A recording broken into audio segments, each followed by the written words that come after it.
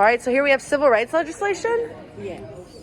Tell me about it. Okay, so this is our museum exhibit on civil rights legislation. I will be presenting to you the Voting Rights Act of 1965, signed by late President Lyndon B. Johnson.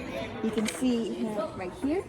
This was signed on August 6th. So basically, it outlawed all discriminatory practices in voting, including literacy tests and poll taxes. So this allowed a lot more African American citizens to be able to gain easier access to voting. So as you can see in this graph, before it was in place, black citizens didn't really have voting a lot. The voting registration was low, but after it was in place, voting registration increased sufficiently.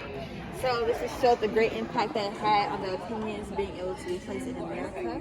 I'll pass you over to Jack.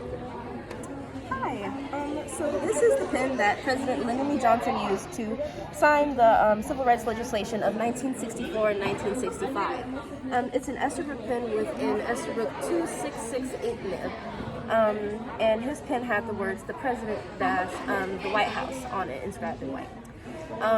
When he put pen to paper, he helped to outlaw discrimination on the basis of color, race, sex, religion, and place of national origin. With the help of the Civil Rights Act of 1964 and the Voting Rights Act of 1965, he also helped to outlaw discrimination in voter registration, as well as segregation in schools and in public accommodations.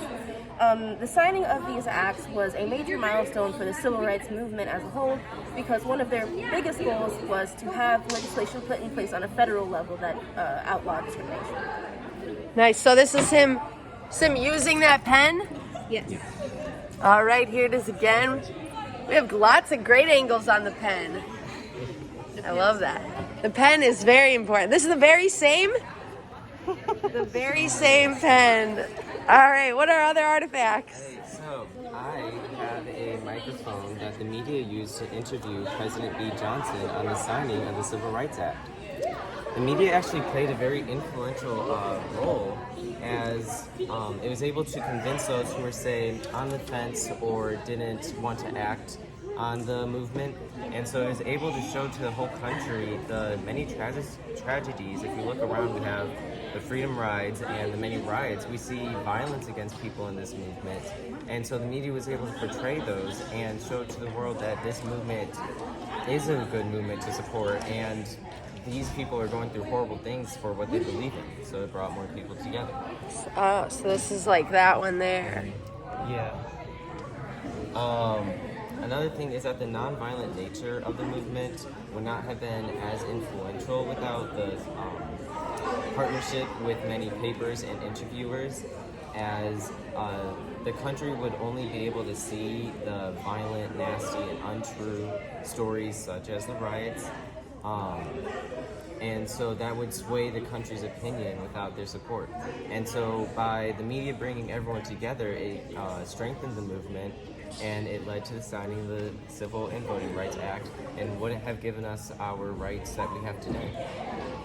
Alright, well, my artifact is a notepad that one of the journalists used while he was recording his documentation of Lyndon B. Johnson signing the Civil Rights Act. Not only did he also he also documented the time before.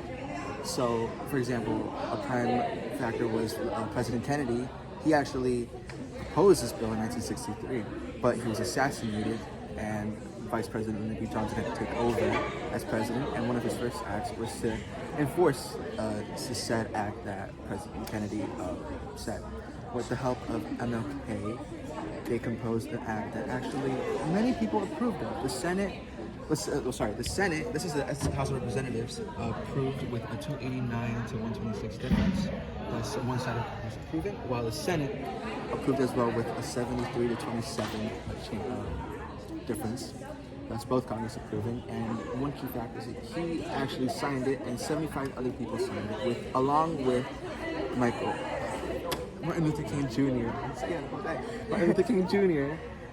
Signing it and saying that it was a great achievement that he's ever done.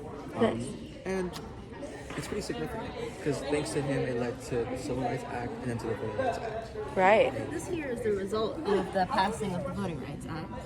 So You see lots of people voting. yeah, people were allowed to register to vote and to vote without fear of being. We have a sample ballot. Love that. Ballots used after the Voting Rights Act was in place. Very cool. Thanks, guys. Yeah.